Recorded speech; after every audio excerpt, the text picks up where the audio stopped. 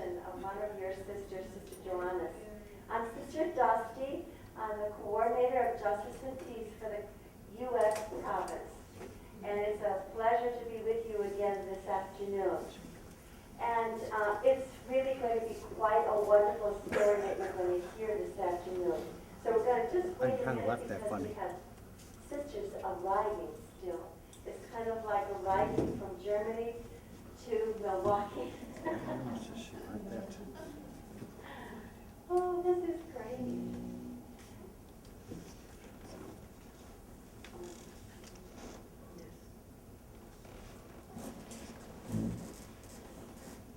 So, buenas tardes a todos y todas. Good afternoon, I said to everybody present. Today I'm going to talk, my name is Sister Joannes class.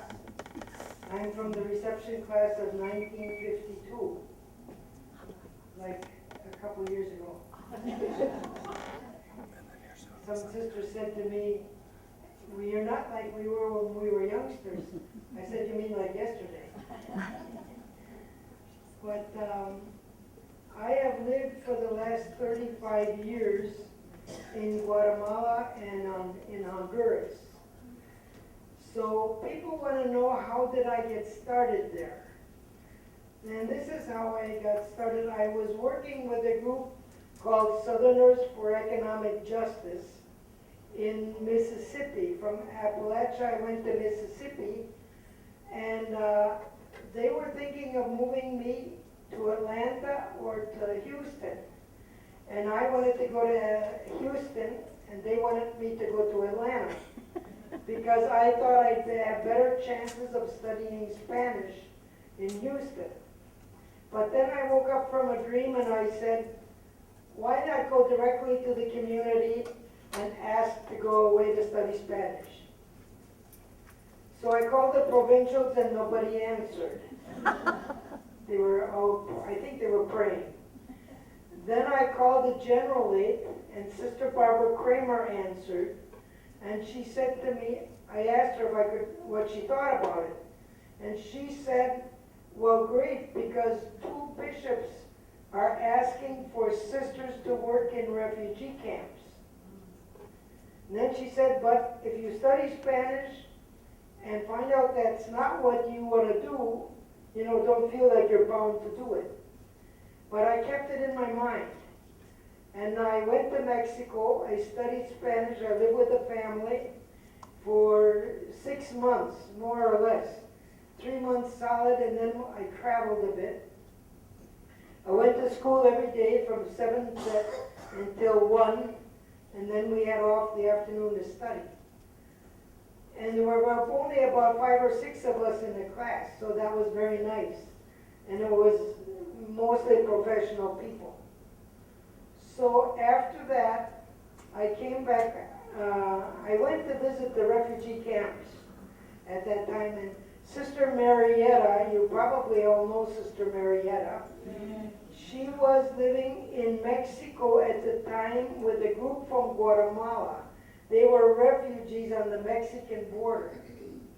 So I went to visit them, and Sister, who was then Sister Darlene Nagorski, was there, and she and I were going to work in the refugee camps together.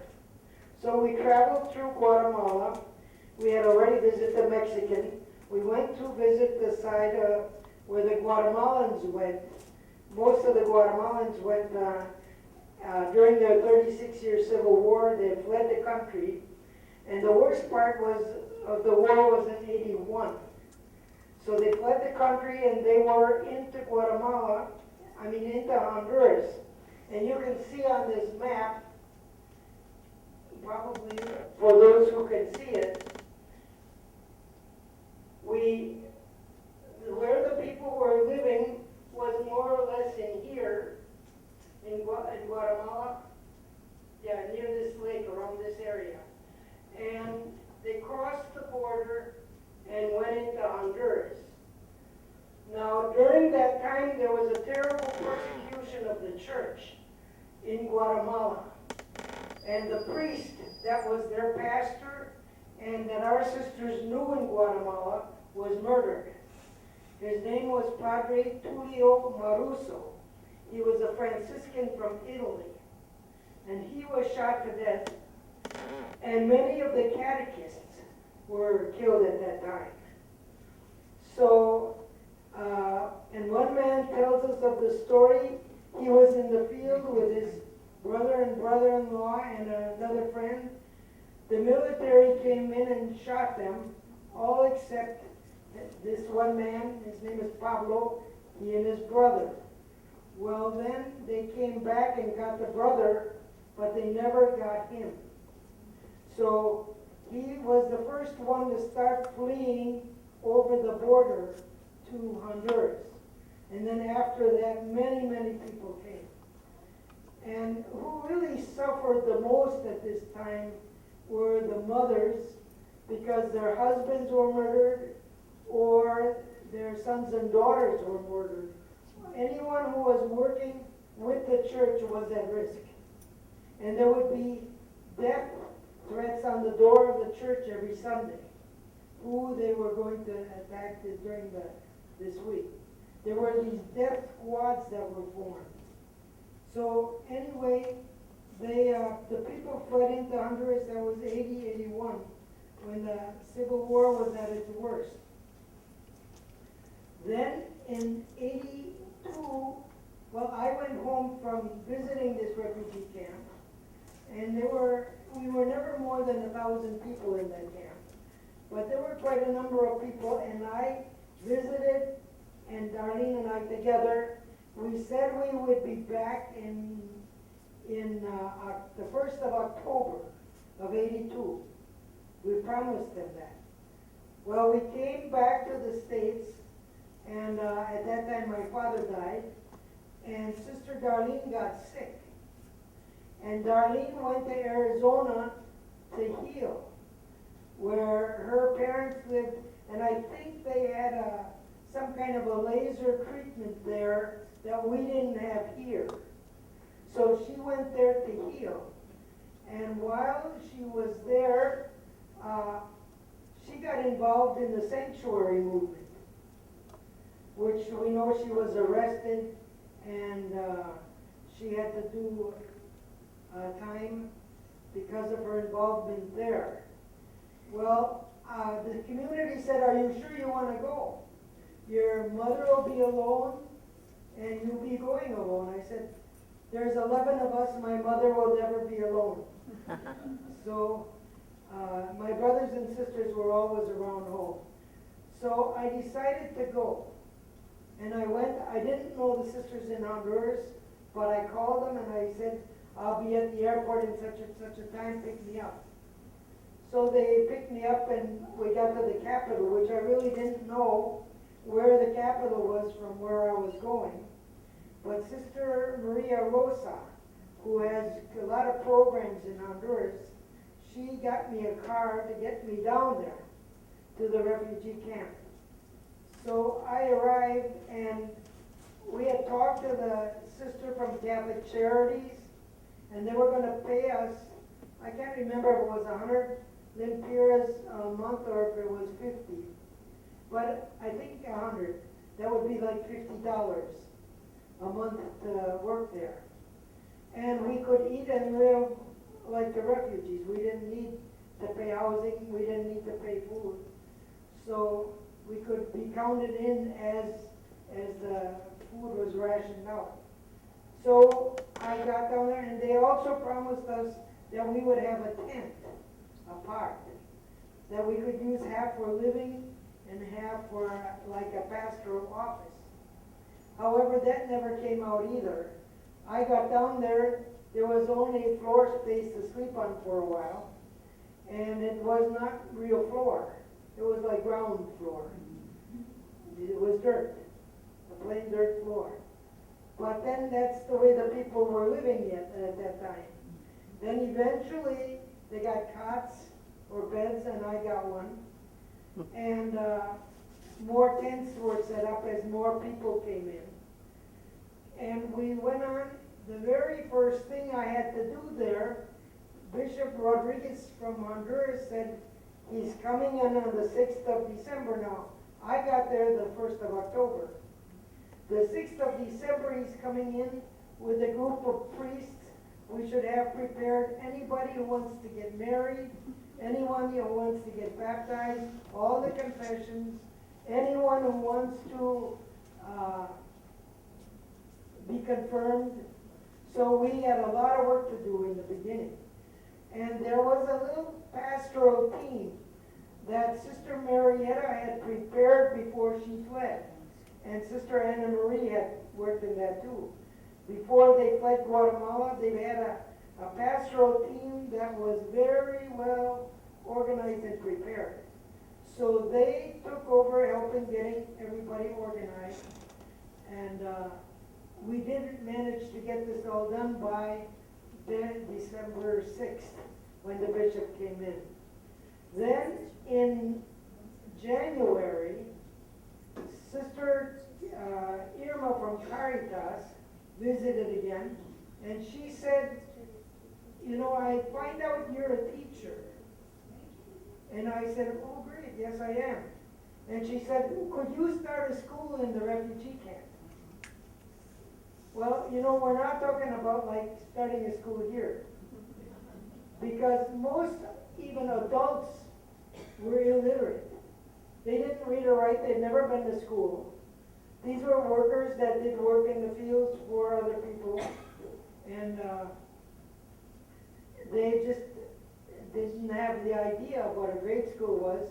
There were a few young people who had been to school and could read and write maybe on a 3rd, 4th grade level. So I looked for them, we got together, and I asked them if they would be teachers in the school. So they came together, we met, we studied, I helped them study, prepare, I got books because of the many donations that people had sent us from here and from other places. And with a donation that also the United Nations gave us, there was like 1,000 lempiras a month, which added up to about $500 a month we could put into education. So we got books. I think we were the only school around that had books. Because most of the schools, the teacher wrote on the chalkboard and the children made a notebook with their work in. But we had books, we were privileged. And pencils, pens, crayons for the children, scissors. And so I got the school started. But it was a hard thing for the parents to understand that we separate into grades. They said, well, how is my child going to learn in 1st grade if his big brother isn't with him? I said, that's the way, that's what the teacher is for. You know, you don't have to have your big brother, he should be in his class. So it was interesting convincing them that the children be separated into different grades. And eventually we got this very well organized. We got as far as 6th grade, and because that's the primary school, is 1 to 6. Or we had daycare also, K through 6. Yeah. And we got little, first we had classes under trees or wherever we could get a shelter. And then we got a little wooden structure set up, all divided up with, it was like tent paper almost, the walls, or sometimes like heavy nylon, heavy plastic sheets to make our walls in the school. And we had all these classrooms set up.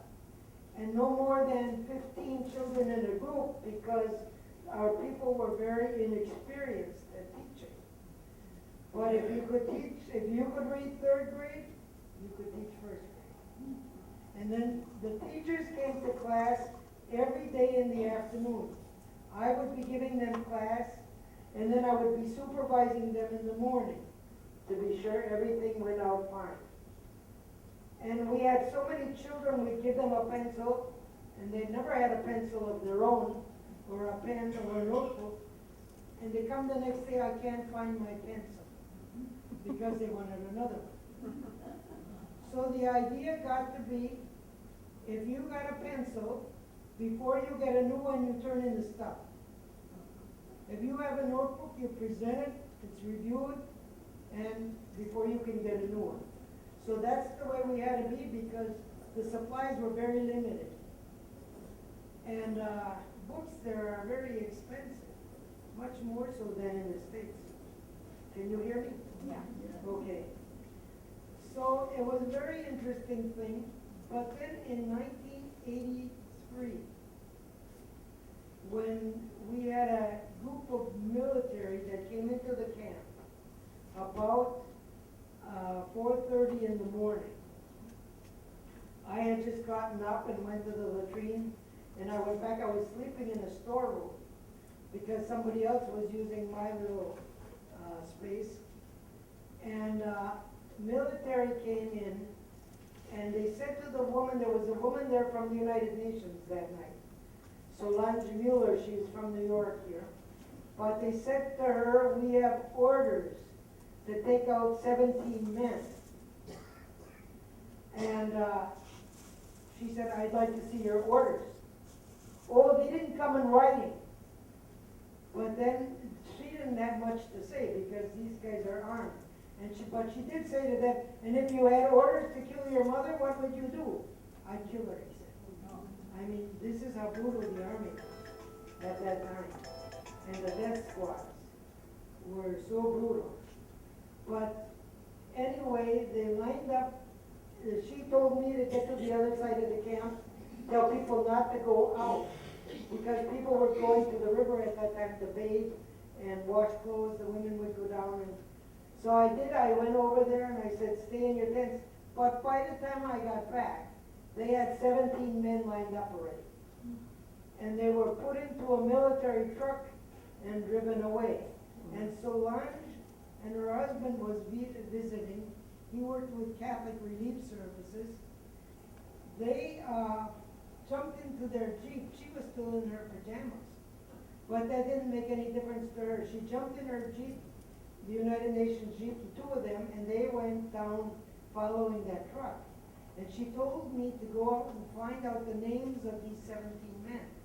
Because that all happened so fast, we didn't know what was going on. So anyway, I got the names of these men, and one nobody even knew because he had just snuck into the camp that night before, because he was afraid for his life. But Solange followed the truck, but when they got to the military base in town, they moved another truck in behind that wouldn't let them through. And this truck went on, and they got to a military base that was called Santa Rita. And they stopped there, but she never saw the guys. And she was waiting for them to be coming out, but they never came out. So then eventually, she had to come back home. And we got word that if we're looking for them, look in the jail. So she and I went to the jail. And these, 7 men had come back. 7 came back that night. The next day we went to the jail to look for the other 10. And they were in a jail cell. No beds to sleep on the floor. They had their feet cut at the bottom. Oh. With gillettes, razor blades. They just call them gillettes. Because, so they wouldn't run. Well, I don't know how they would run in jail anyway. But there was one fella in the jail cell with them who didn't have his feet cut, who had a mat to sleep on, at least. So we figured he was the spy of the group. So our people stayed there, and every day we had to see that they got food. Now this was like about 2 hours away from where the camp was. But then we had a house in the town where the jail was, and they brought the food. All the meals they had to bring in. And our people had to wash the clothes of these 10 men. So we come and pick up their clothes and bring them clean clothes and take them back every 2 days. And then our ladies would, when they washed the clothes and dried them, they would put notes in the pockets. But see, that even got detected, then they started examining all the pockets when we brought the things in and when we took the things out. But they never caught us. I prayed to my guardian angel, that wasn't you. I prayed to my guardian angel every day that when we brought that stuff in, they wouldn't find those notes. And we didn't know where they were either, but they were there. Somebody had put them in. So that was a tension always. Well, what happened to these 10 men? The United Nations said they could not go back to Guatemala because they suspected they were of the guerrillas. Well, the guerrillas, if you really get down with the poor, it's the army of the poor. And they could not stay in Honduras because they're guerrillas. You don't feel safe, people don't feel safe with them around. So the United Nations had to look for another country. So they could go to, Australia said the whole camp could go there. And they'd give up land and they could live there forever. But the people didn't want to live away forever. They wanted to go back to their homeland. So, and Canada said they could come, but a limited number of people, just them and their immediate, the husband, the wives, and the children. And then Bolivia said they could go to Bolivia, and they could take up to 100 people. So that meant at least 10 people with every man. So I think we did get ready to go that 99 would get ready.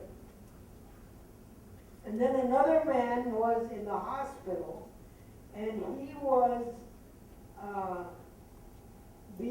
had a broken leg because of playing football, soccer. So in the hospital, the military were bugging him every day. They were saying that he was carrying arms to the camp, and the same thing that our sister Albertina was accused of, that they were carrying arms to the camp. Nobody was carrying arms to the camp. But we did find out that there was a man who was, he had one of the nurses. We had some Honduran nurses. They were university students studying nursing. One of them had fallen in love with a refugee. And she told him that if he'd send his family back to Guatemala, clandestinamente, like, without being, how do you say that? Clandestine? Anyway, get his family back to Guatemala hidden, then marry her, he could have his freedom in Honduras and live in Honduras. So he did. He sent his wife back and his children back, but then she was not interested in his freedom. She was just interested in his body. So anyway, when she found that out, she said, I could kill you. And so it was taken as a death threat. So he told the staff, and the staff got on with her, and she was put in the immigration office for a night. And that's where we think the story started about bringing arms into the camp. She was accusing these 17 men of having brought arms into the camp. And the military came in and dug up floors looking for arms. We had no arms in the camp. But that was just their way of overreacting. And when this man was taken a prisoner and he was in the jail, he was tortured also. He had his feet cut at the bottom. They would just do a slight cut down each foot with about 5 slices of razor blade.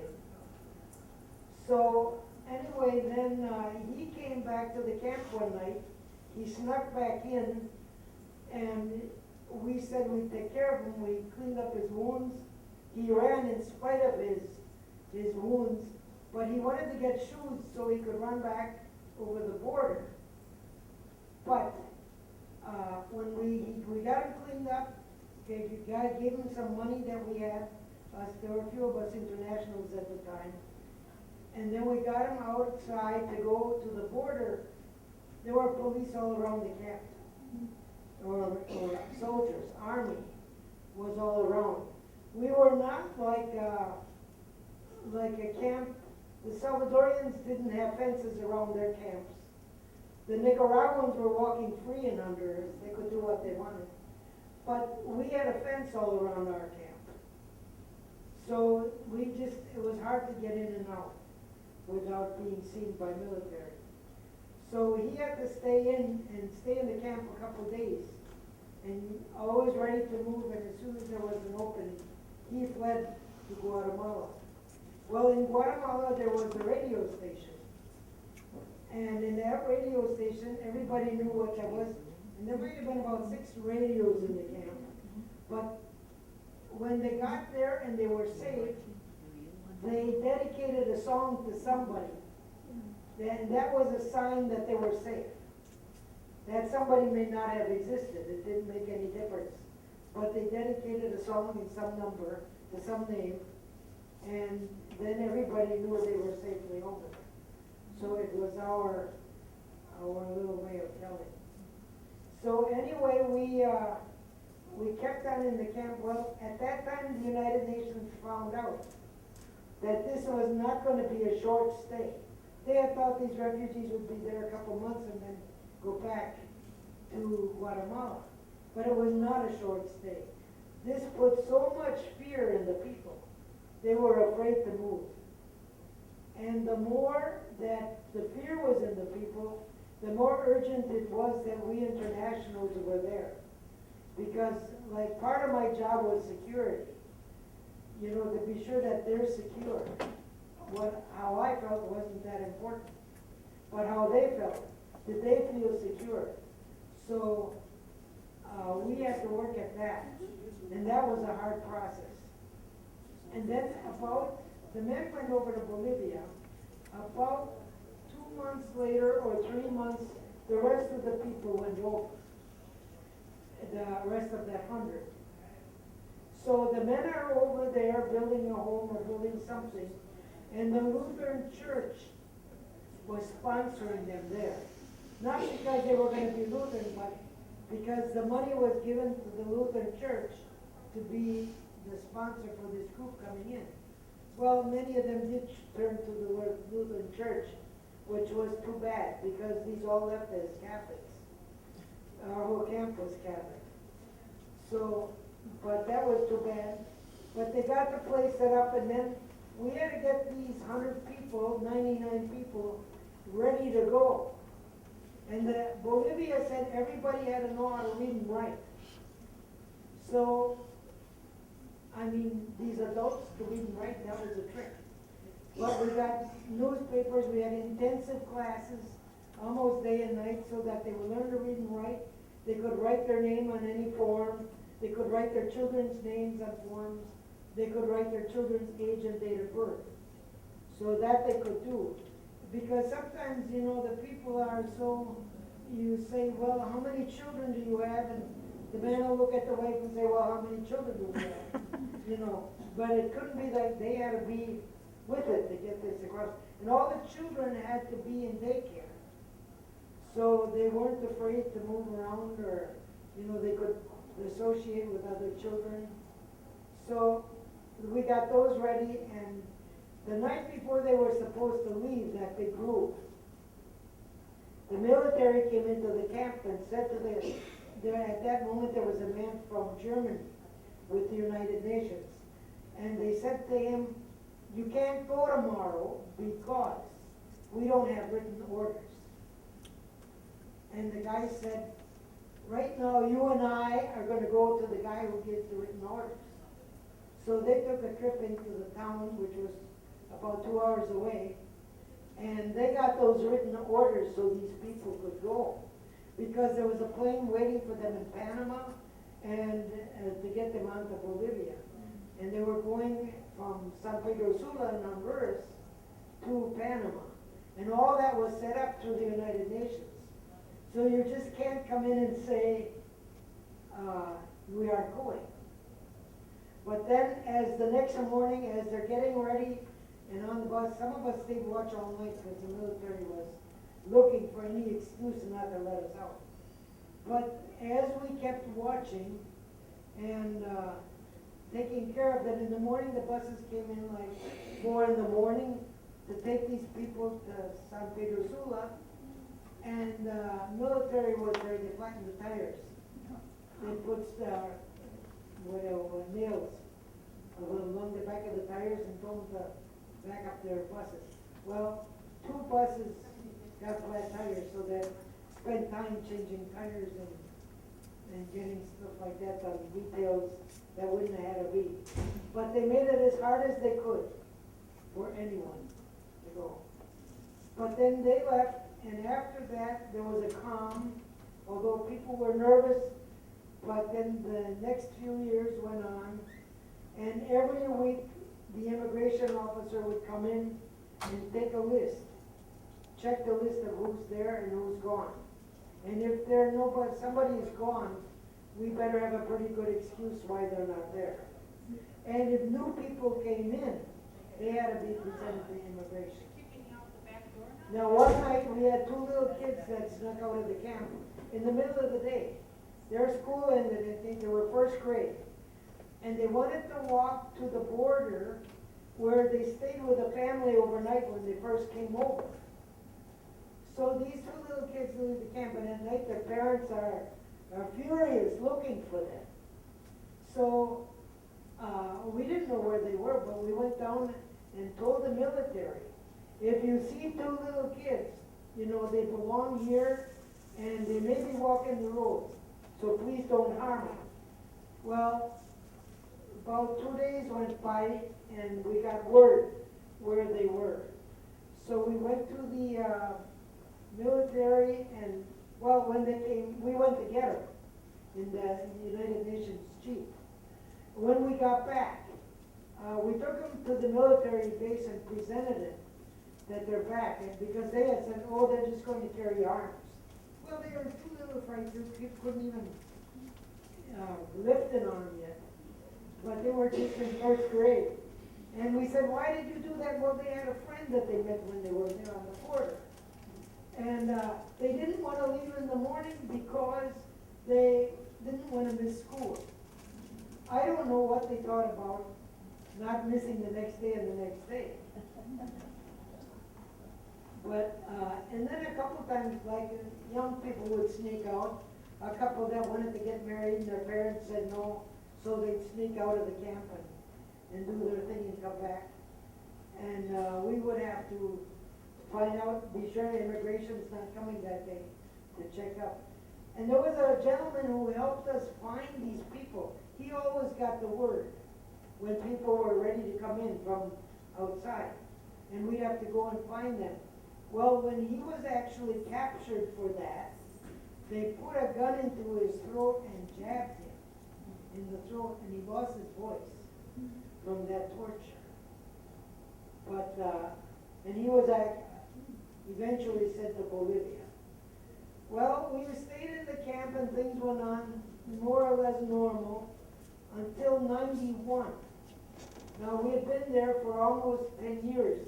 In 91, the Honduras said they wanted to get all refugees out of Honduras, that they had not signed any agreement with the United Nations to take in refugees, maybe something like here.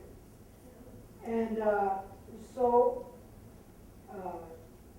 Honduras said the people would have to go.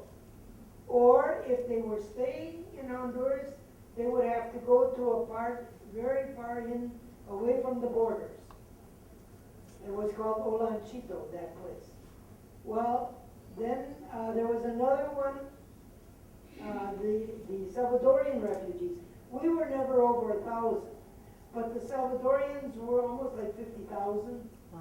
There was 21,000 where one of our sisters worked, Sister Crucita from Honduras. She was there a few years. And there was another camp closer to another border of El Salvador. And the war was going hot and furious there. So they had to leave also. But their peace accord was signed earlier. We get back to Guatemala, well, we eventually went back. I think the buses must be on this picture.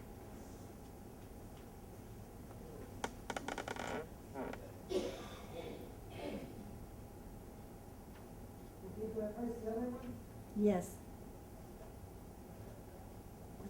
You better come up with something. I'm illiterate when it comes to technical things.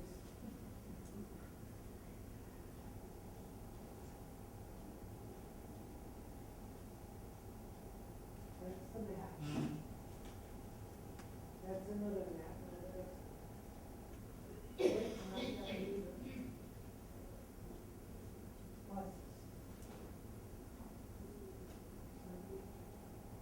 Okay, there we're getting ready to go back.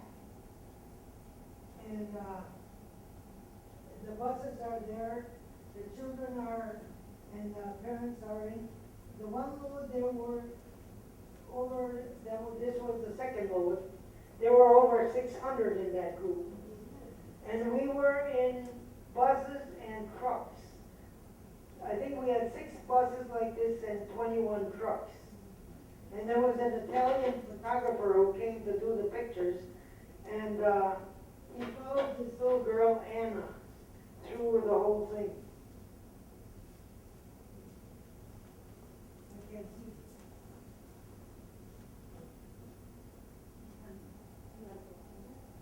Okay.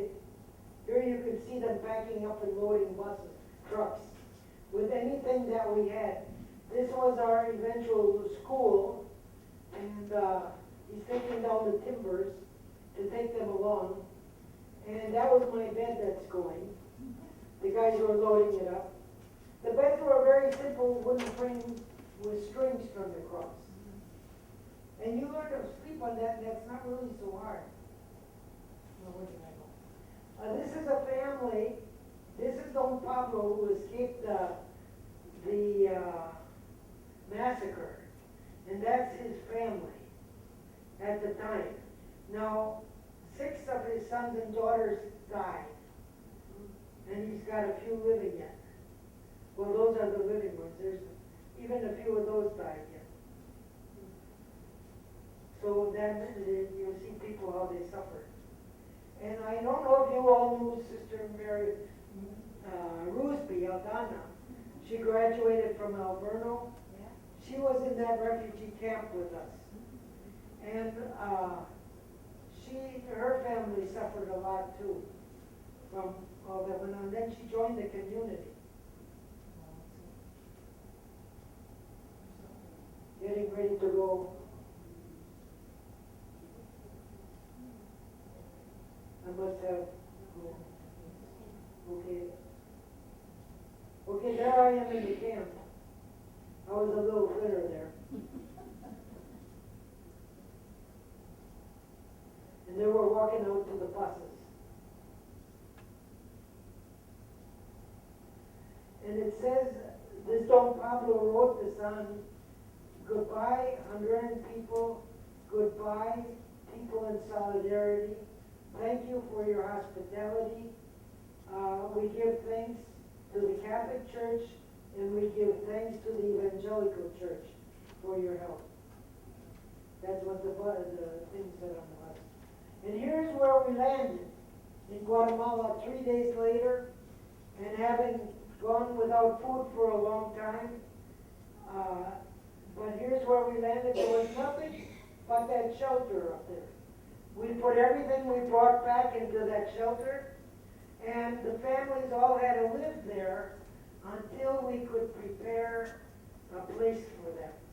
Or they had to, they were grouped off in groups of 5 families at a time, and they had to go around and build the houses for those 5 families. Now the United Nations and the government gave us that land, and it was a big piece of land, so that every family could have 10 acres. So, but your home was not on your land. There was one land right all together where people built their homes. Before, I think for security reasons. So they would be all together because there was no peace accord yet. We came in 91, the peace accord was signed in 96. So there was a lot of suffering yet, we had a lot of hassles by the army, and, our school kept on going.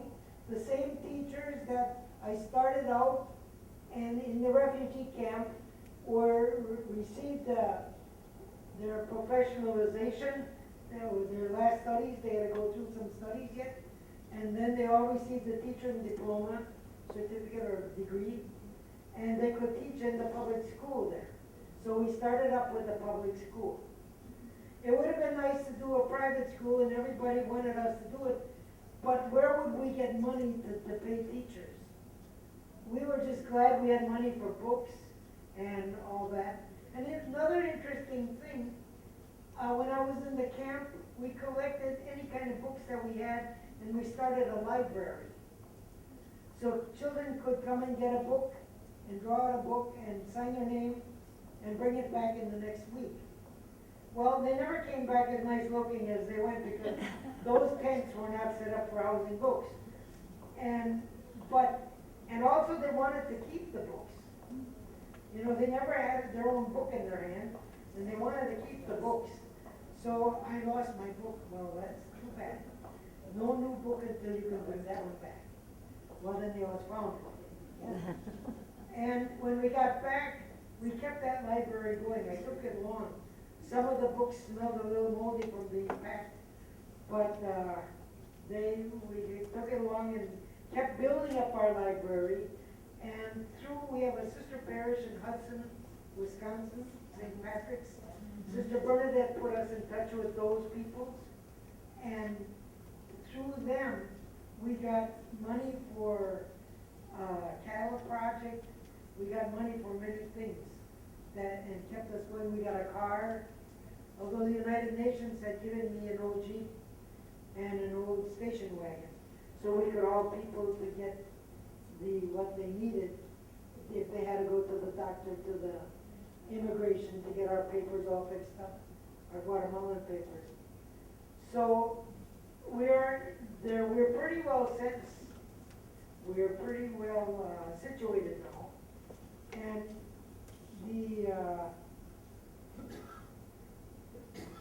our people, as far as education goes, we're one of the better schools in that whole area. When you think we started out with something that wasn't, and kept on going. And one of the students, I just got a letter from him today. I won't read you that letter because it's done in Spanish. But he says he wants to thank me. He grew up in the refugee camp, and he's now in the university. This year he'll graduate from the university in Guatemala. And one of the women in Hudson supported him through his schooling so that he could go on to the university. So he was just giving thanks to God for that, and to me because I helped to get that set up. Now I know that there's a lot more I could say, but I think I need to be thinking about finishing this off. Not to bore you with the facts, but in 97, I was called by the United Nations. I was here in the States on a retreat, and the United Nations was looking for me, and they called, and Sister Marietta got the call, and I thought, Lord, what did they want me for? What did I do? But anyway, they awarded me with a medal. It was called the Friedhof Nansen Medal Award for outstanding work with refugees. Because they said nobody ever stayed in a refugee camp for that long. And nobody ever followed through with the people. So anyway, I had the privilege of going to Geneva and talking to the United Nations and spreading the word of our community too. And a couple of our sisters were there at the time, and just by chance, Sister Marietta, who was one of the first ones that helped get me involved, she was there in Geneva when I got this award. So, and then I had to go back the following year to elect the next person that would receive an award. Now, Frito Nansen was a man who, after the First World War, he helped people get resettled. And he fought for aid for refugees. He even made a passport that was acceptable in Europe.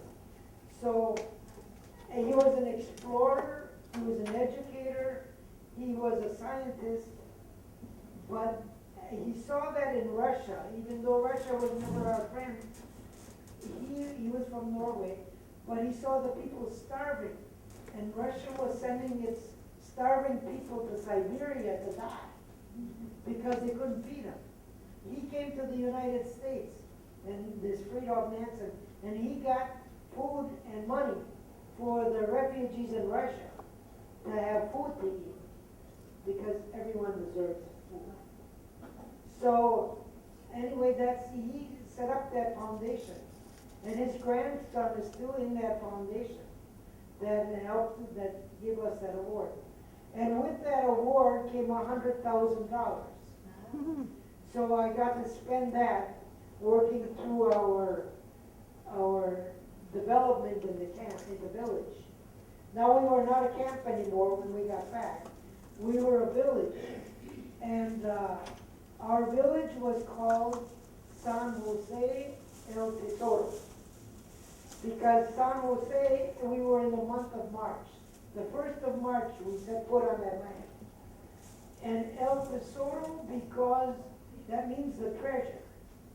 And that was the name of the area where the refugee camp was on.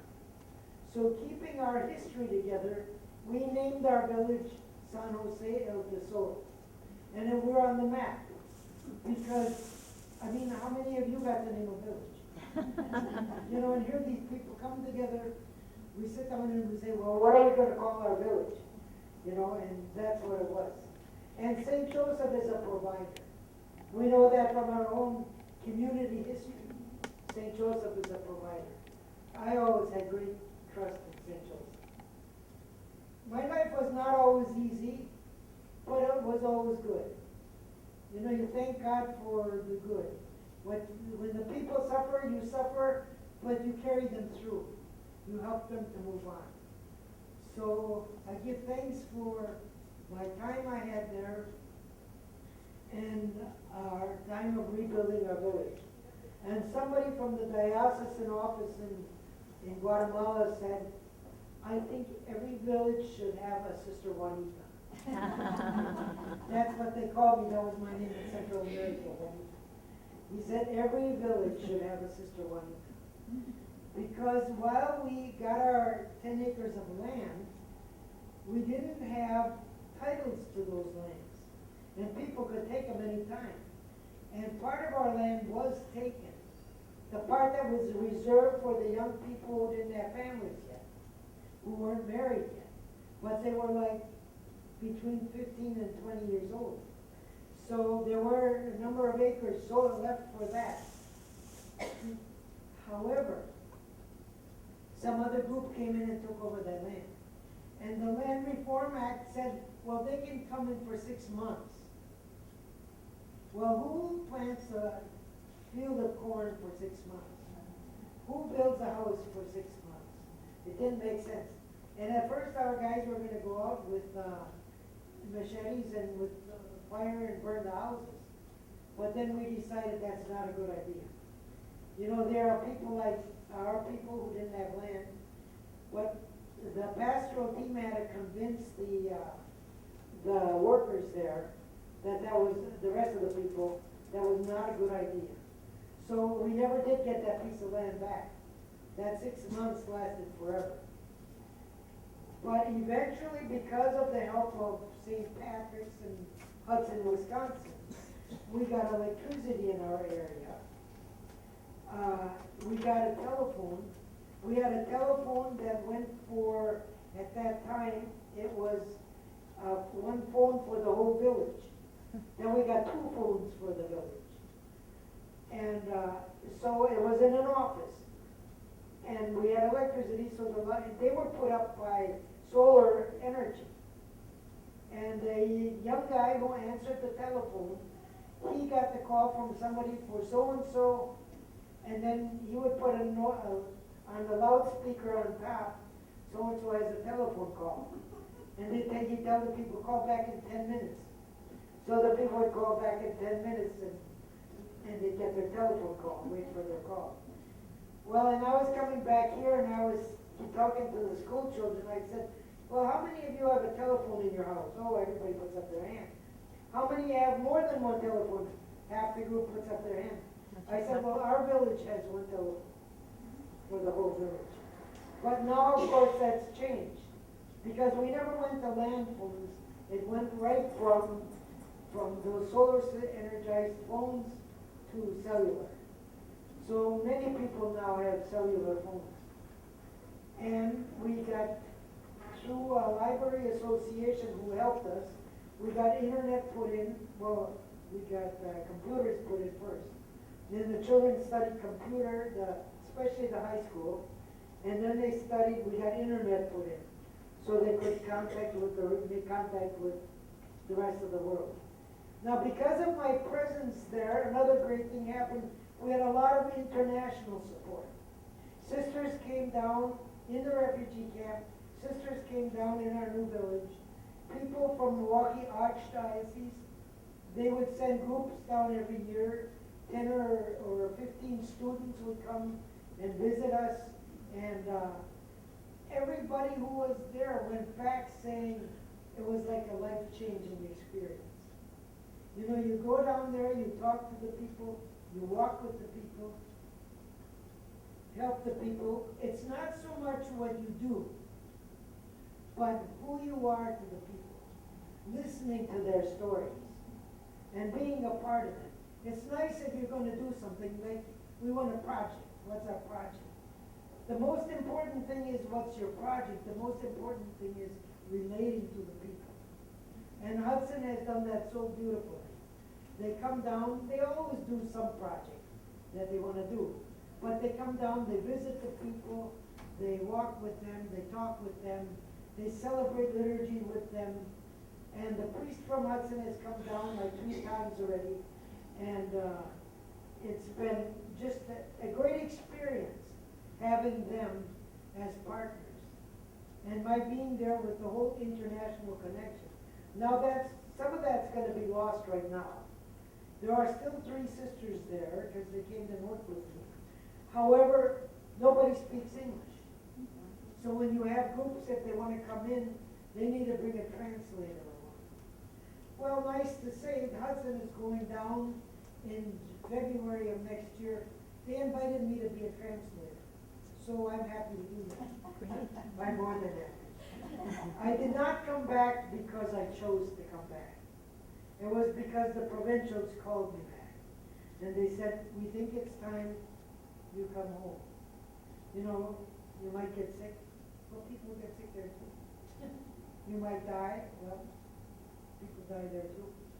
You know, I was willing to stay and live my life up there. And die there and be buried there. And I had already told my family that if I die there, don't spend money to carry my body back. You know, I'm just as close to God there as I would be here. So, anyway, that was one of the things. Now, another thing that I just want to finish up with is that the one who suffers in all of this are the children. They are the ones who suffer. The insecurity, the not knowing where they are, who they are, and the family units kind of break up because you don't eat as a family, you eat in a common dining room, everybody comes and goes. It was not, we wouldn't think of it as a dining room here, but like a shed that's put up where they can sit and eat. The kitchens were common kitchens. Everything that we did in the camp was common. And it started that way in the village too until people got their housing built. But in honor of the children, and when I spoke to the United Nations, that was my talk too. Who will hear the cry of the children? You know, because many times that's overlooked. Well, the other day, maybe it was a couple weeks ago, a group came to the mother house, and they put on a concert. And and they did one song. And it's got a few verses here. I want to read you those verses in honor of those children who suffered so much. Because as I listened to that song, all I could see was the eyes of our children who had suffered. It says, "Can you hear the prayer of the children on bended knee? In the shadow of an unknown room, empty eyes with no more tears to cry, turning heavenward toward the light. Crying, Jesus, help me to see the morning light of a new day. But if I die before I wake, I pray my soul today." Can you feel the hearts of the children aching for hope, for something of their very own, reaching hands with nothing to hold on to, but hope for a better day? Crying, Jesus, help me to feel the love again in my own land. When if unknown roads lead me away from home, give me loving arms away from harm. Can you hear the voice of the children softly pleading for silence in their shattered world? Angry guns preach a gospel of hate, blood of the innocent on their hands. Crying, Jesus, help me to feel the sun again upon my face. For when darkness clears, I know you are near, bringing peace again. And that's in honor of all the children, not only of Guatemala, Honduras, and El Salvador, but our refugees that are coming to our country right now. How we treat them, how we can look them eye to eye, and see them as persons, not as numbers. Oh, we got so many refugees, but who are they? They're persons. They're people who walk alongside of us. We're all in one journey together. So we need to help one another. And that's all I want to share with you.